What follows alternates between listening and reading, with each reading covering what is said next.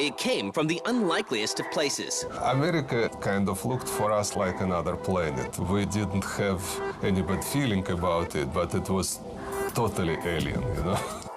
He came to realize he'd found a gold mine. What he didn't realize was that he'd found a haunted gold mine. And caused a puzzling international stir. Here I am. They're saying I'm a pirate because they never gave those rights out. It was a game that was developed behind the Iron Curtain. It was unique and new, and we were dealing with Glasnost and Gorbachev. I'm in Soviet Union. They could just keep me here forever and send me to Siberia, you know. Who the hell knows what was going to happen? I certainly didn't. While addicting gamers and non-gamers alike. Tetris got to be the ultimate every-person game. I mean, that's a game that your grandmother can pick up and start playing. It's a big achievement to create something which, you know, is known everywhere in the world. It's like everybody knows what is an Egyptian pyramid and everybody knows what is a Tetris. This is the story of the most popular puzzle game of all time, Tetris.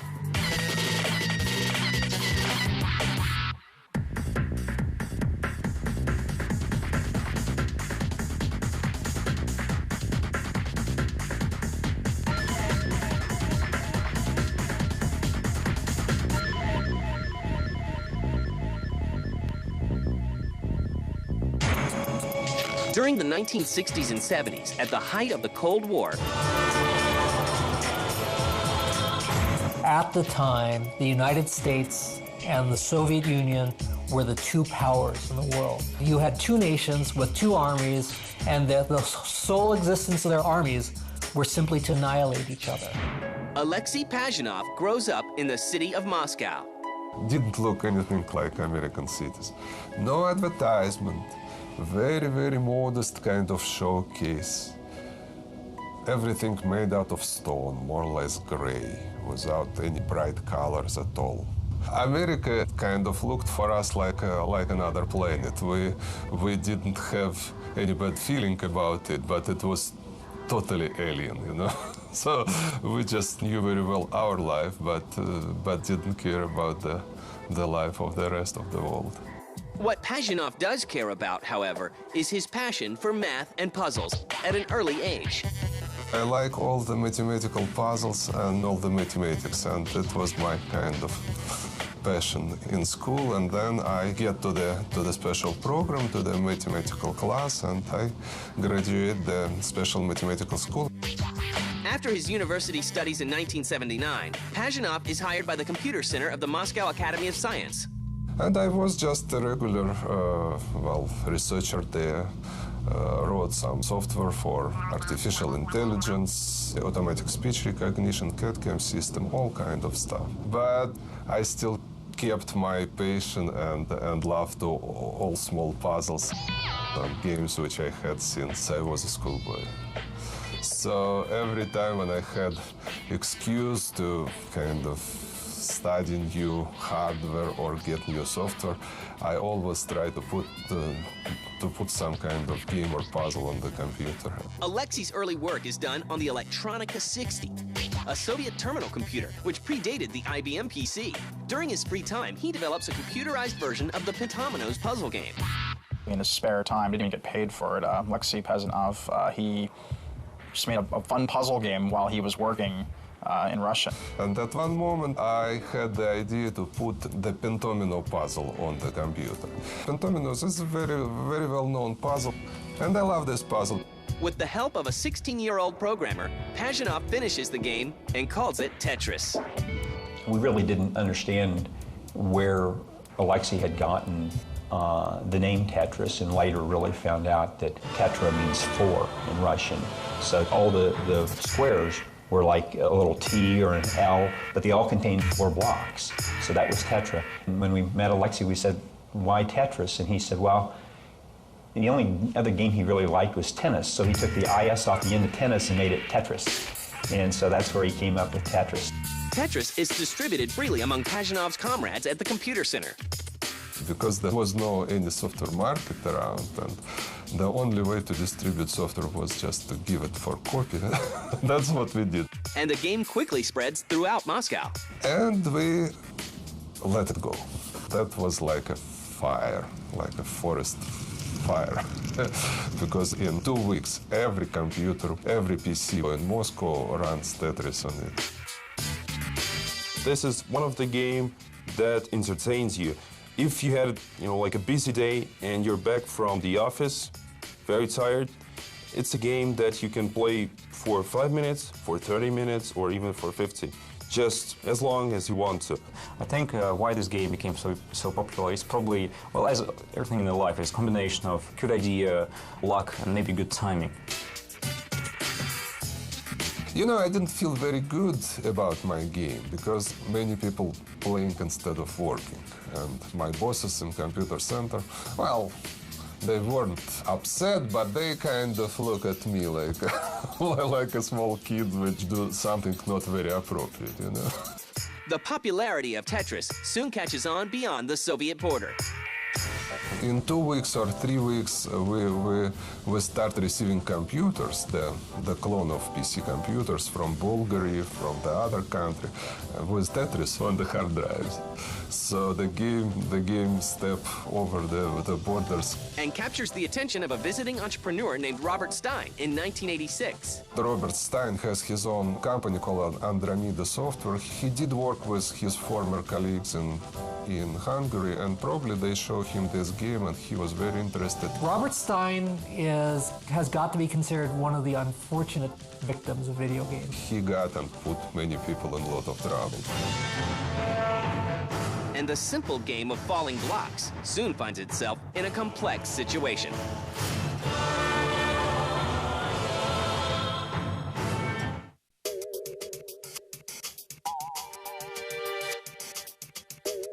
Immediately after Tetris first catches his eyes, Robert Stein introduces the game to prospective game publishers.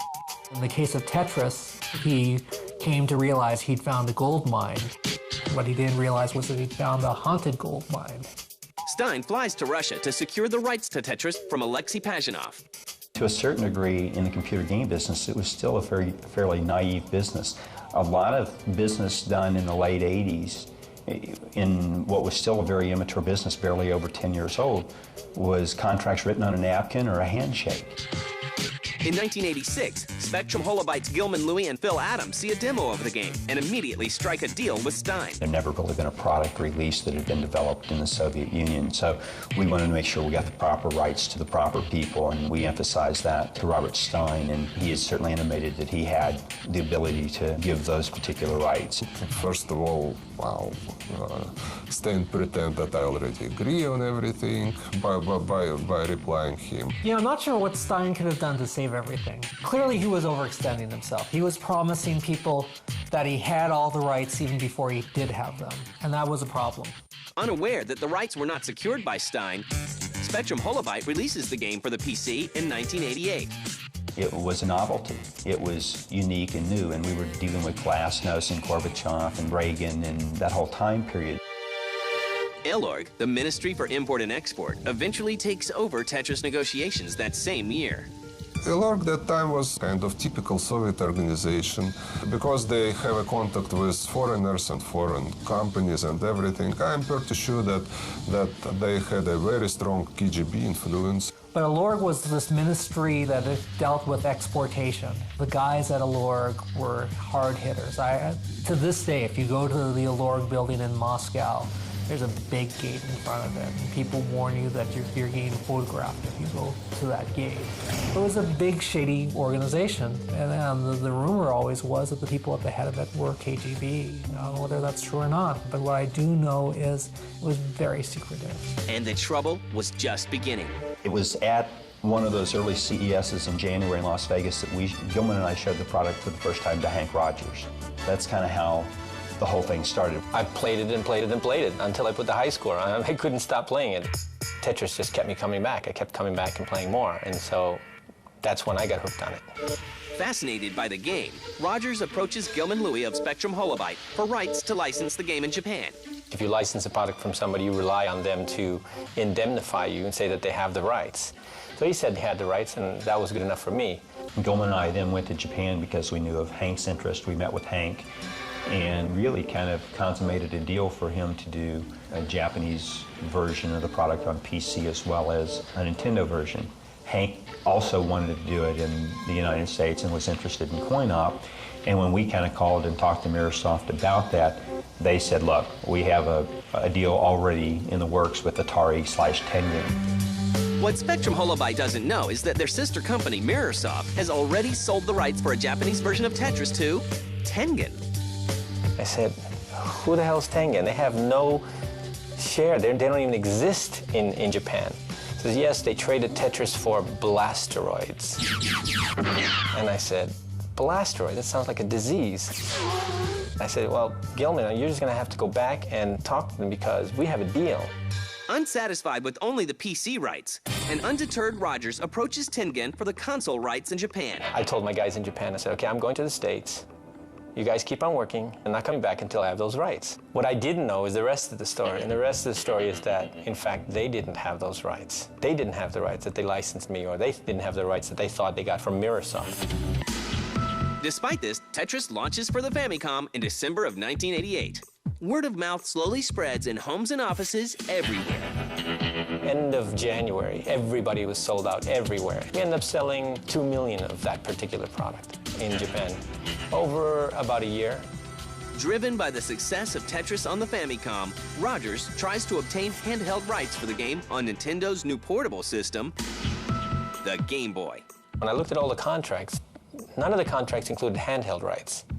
So I went as far upstream as I could go, which was Robert Stein. The problem that he was having is that he had never properly gotten the deals for the rights that he already had, or that he'd given to Mirrorsoft. And so he had to clean that up, and the Russians were running him through the ringer saying, unless we clean this up, we're not giving you any new rights.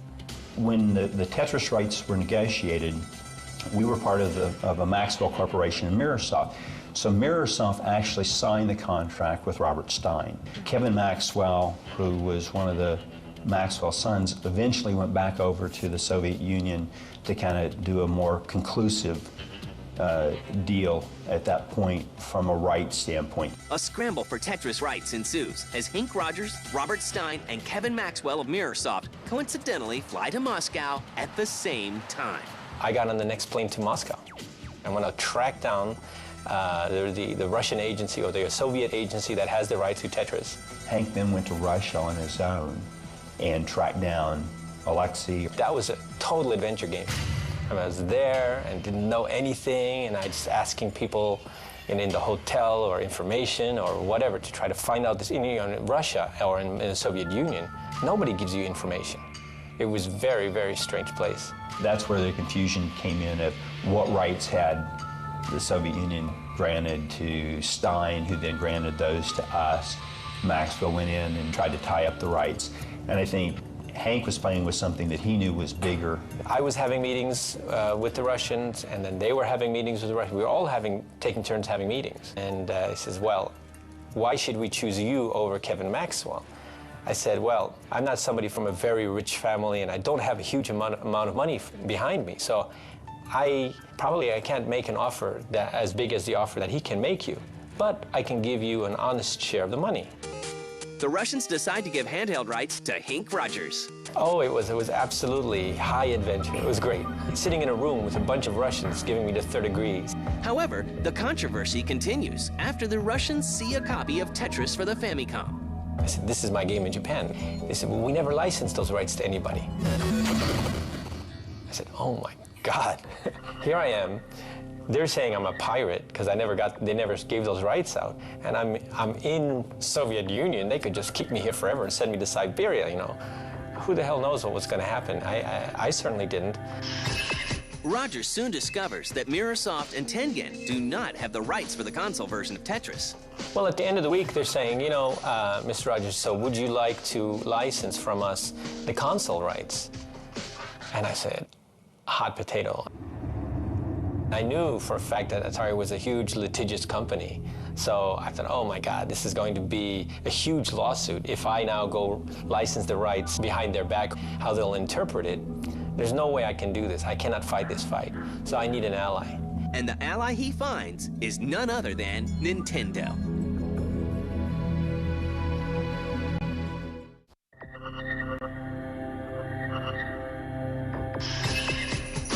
By 1989, console rights to Tetris are up for grabs. With Hank Rogers, Robert Stein, and Kevin Maxwell in Moscow vying for control, Rogers approaches game giant Nintendo for help. Well, at this time, Hank didn't feel that he could afford the war, but he brought Nintendo for next visit. A month later, I was in Moscow with Mr. Arakawa and Howard Lincoln, and they were doing a deal. Angered by what they think is double dealing, Mirrorsoft owner Robert Maxwell steps in and enlists the aid of Soviet President Mikhail Gorbachev. So they were buddies. And so when Gorbachev went to England to visit whatever, he had a meeting scheduled with Robert Maxwell. At this meeting, Maxwell was going to say, my son went to Moscow to get the Tetris rights, and some upstart from Japan got the rights instead. Do something about it. So he was going to apply the pressure, but we were saved by an earthquake in Armenia, and Gorbachev had to cut his trip short. So he never had that meeting with, with Maxwell. So there was a little bit of divine intervention that happened there. Nintendo eventually secures the rights and battles Tengen in court. These companies hated each other. They just did. So when it came to Tetris, Tengen was all about challenging Nintendo's hold on it. They get into it in court in San Francisco.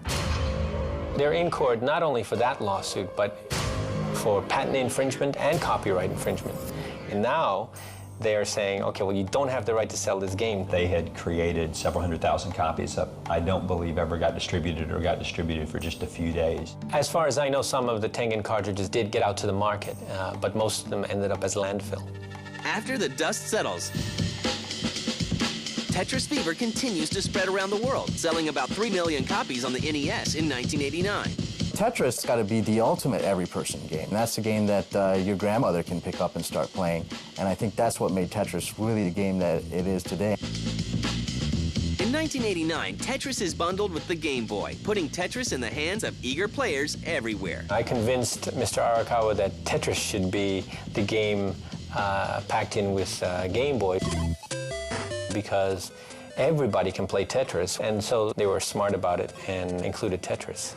We sold over 30 million Tetris that way on Game Boy. It just went to a much broader, wider mass media market when it hit the Game Boy. The Game Boy brought it to a whole new crowd. Tetris became a household item. Looking to capitalize on the heels of Tetris's success, multiple sequels and offshoots spawned. There was Wordtris. There was Hatris. Probably the best Tetris look-alike, my favorite Tetris, was from Capcom. It was Super Puzzle Fighter.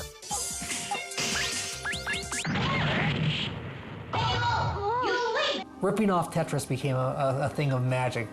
Tetris became a genre unto itself. Maybe the most significant Tetris ripoff was Dr. Mario.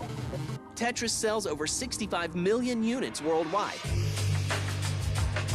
Yet creator Alexei Pajitnov sees little of the early profits. Unfortunately, at the time when they were able to give some bonuses, I was out of computer center. And lots of people in computer center got some kind of goods like refrigerators, kind of microwaves and whatever. So he didn't get anything, and that bothered me. That really bothered me, because I come from doing business here, and if somebody creates an intellectual property, they should benefit somehow. As the old Soviet Union collapses, Pajitnov eventually moves to the U.S. I brought him to the States, got him his green card, and he worked for me. Now he works for Microsoft. He's got his citizenship. The rights reverted back to him in 1996. So this is the big change that happened. In 1996, all rights to Tetris were supposed to revert back to Alexei Pajitnov. In addition to his Tetris titles, Pajitnov continues to design puzzle games at Microsoft. Michael Jordan probably is a pretty good baseball player, seriously. But he was so good at basketball that no one will ever notice that. Alexei Pajitnov has done good games since Tetris. I worked on the very big title, which was very important for my internal kind of growing up. That was the title called Pandora's Box. Pandora's Box was a really wonderful game. No one will ever notice because Tetris was so amazing. Tetris was the all-consuming game. Hectic. And Mozaki Blocks are his latest releases for MSN Games, a casual online gaming site. Hexic is traditional puzzle game when you have hexagon pieces and you kind of rotate them trying to put together some kind of blocks. And the other game is Mozaki Blocks. And the game is very relaxing. To date, Tetris remains one of the best-selling and most played games. It is on over 60 platforms with no end in sight. Tetris is in a wonderful position with mobile games because Tetris is perfect for mobile games. It's a very simple game. Tetris is the #1 game on mobile phones in North America. And its status only continues to grow. Sometimes I read science fiction or some novels.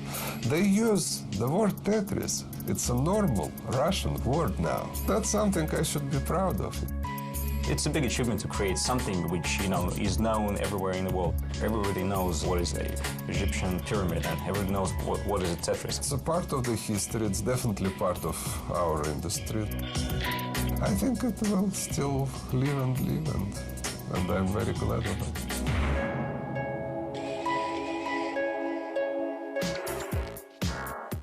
It all started with Easter eggs. Before you know it, I couldn't get enough of God mode. When I don't punch them in, I get a little weak. I thought you were supposed to go backwards in Pitfall. I can't even make it through 2 levels without infinite ammo. I can't remember a time when I didn't use codes. They made up the codes. I just used them. No one's gonna find out. Get the latest cheat codes and walk-through strategies for Grand Theft Auto San Andreas. Write the homie to see if you got what it takes. Cheat season premiere, Tuesday night at 10 Eastern, 7 Pacific.